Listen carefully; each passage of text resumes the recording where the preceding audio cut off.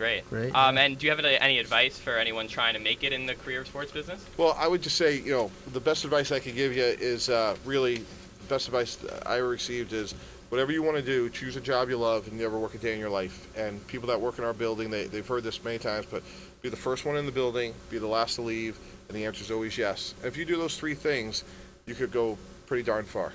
Yeah. As for specific decisions regarding being general manager, we have does fan reaction at all play a factor in any of your decisions? Because obviously you're going to make some decisions that are popular and not popular with the fan base, and does that ever sort of factor into your decisions? It really can't. It's do you like criticism? No. And anyone says they do, I would challenge that premise. Right. With that said, part and parcel about if you're fortunate to have a job like a head coach or a GM, you got to make decisions standing 2 feet on the ground and feeling in all your heart with conviction it's the right thing to do. And they're not all going to work out, but we're going to make decisions. We're trying to win, and when we're wrong, we're wrong. But I can't be swayed by public opinion because we always say we have the most information, and let's act on that and do what we think is in the right interest of the organization. Right. Now, I wanted to ask you a little bit about your relationship with other GMs. Do you, in a sense, have their numbers on speed dial? I mean, how accessible are they to you? Yeah, I think there's great camaraderie amongst the group. There's only 32 of us, and we have to do business. The trade deadline was a week ago this past Tuesday, and I probably talked to a third of them. And I do believe in win-win because there's only 31 trade partners. Right. And a lot of times, like one of the things we try to do is work conditions into our trade. So if certain performance things happen, then a pick could be increased or decreased. And to me, that's great because that's within the spirit of a win-win. Yeah, actually, you mentioned a couple times that there are only 32 of you guys in the whole league, but obviously there are GMs in every professional sports team in the world. How specific is being, I guess, a football GM as opposed to anything else? As in, could you apply to be the general manager of a baseball team or of a not right away, a basketball but team? Yeah, somewhat translate. Yeah, exactly. Is it more business or is it more sport specific? Yeah, I would think it's probably, in our day and age, guys, my opinion on that question would be it's probably more sports-specific, just because of the nuances and the detail of I think the collective bargaining agreements are somewhat complex. That's not to say that, my understanding was like Jim Finks years and years ago had some crossover between baseball and football, but I think that's really more the exception than the rule. Yeah.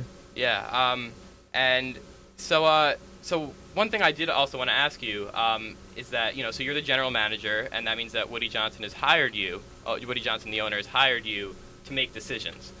Does that mean that you have the final say on all decisions, or is it a collaborative process between you, Mr. Johnson, Rex? Yeah, that's funny. That's the first time that question's been asked, not the week before the draft. The week before the draft, I've asked that question like 55 times. Yeah. But I do have final say. It's a tremendous responsibility. It's a tremendous privilege. I am 100% responsible at the end of the day for every decision we make. With that said, our decision-making process, it's very collaborative. If you were in our building, you know that I solicit everyone's advice constantly. And I don't think effective leadership would be to walk around the building and say, like, well, I have final say, here's what we're going to do. Right. And I really believe in giving everybody, ownership, and it's a collaborative thought process and how we go about arriving at our decisions. With that said, obviously breaking ties or someone has to pull the trigger, and ultimately that's going to be me. Sort of staying on that topic, you said it's a very collaborative process. The whole, I guess, every decision basically is made by you, Rex, and Woody. And do you have a staff as well that, I mean, obviously scouts and everything else, but statistical analysis and stuff? Do you use Moneyball-esque strategies when you are making basically every personnel decision, and how many people, I guess, are involved in those kinds of decisions? Yeah, we do. We use everything. I'm a big believer in information, so we do use statistical analysis. We use subjective information, and it really just depends on is it a contract extension, is it a trade for a pick.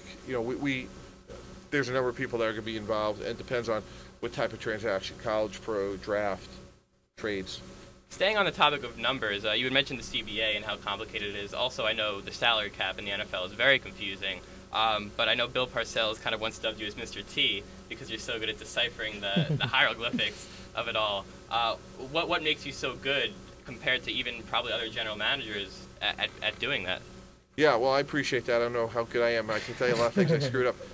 I think it's just attention to detail. And we have two people, both with law degrees, Ari Nissim and Jackie Davidson, and they spend a lion's share of their time, understanding it and applying it and looking for ways for us to, obviously succeed in it. But I would think most teams now, again, because of the complexities of our system, have 2 to 3 people with law degrees that are, working with the CBA every day. Just a little bit more off topic. Do you play fantasy football? And just because it's obviously it's got none of the real complexities of being a GM, but this is my first year playing it. It's a lot of fun, just kind of making personnel decisions. Do you ever find any of that sort of carries over? Does any of the, what is that? I guess what is the sort of relationship to that? Is it sort of close? Is it nothing at all, like anyone could imagine? I don't play it, but I will say this, that the Monday before the regular season, I get a lot of calls from friends about, picking my brain, because apparently that's when, these drafts occur. So Very, very funny. So another question I wanted to ask you, for, a lot of people, they look at the job of general manager, and I think in some ways they kind of glorify it.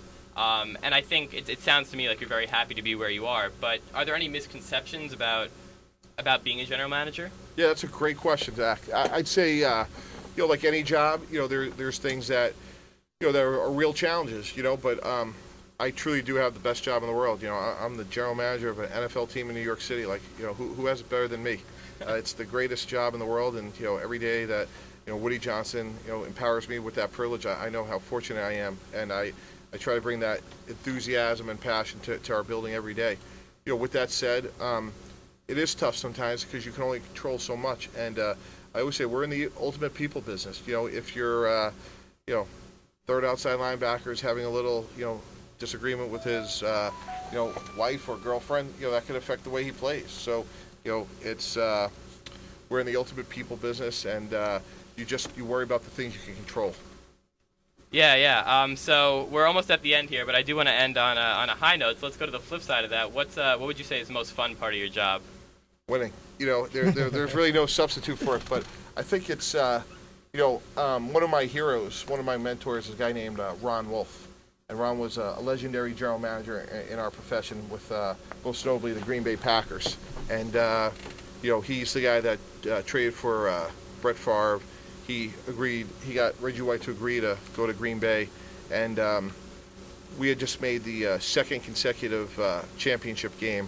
And I'm driving home one night, and he called. And to get any sense of approval from him just means the world in our business. And, he said, I know all the calls, all the decisions, all the letters, all the emails, all the scouting reports, all the things that go into running a team. And, to get to the championship game 2 years in a row, is a remarkable accomplishment. It's one thing for your mom to tell you that, right. but for Ron Wolf to say that, that was obviously one of the best days, that I've had.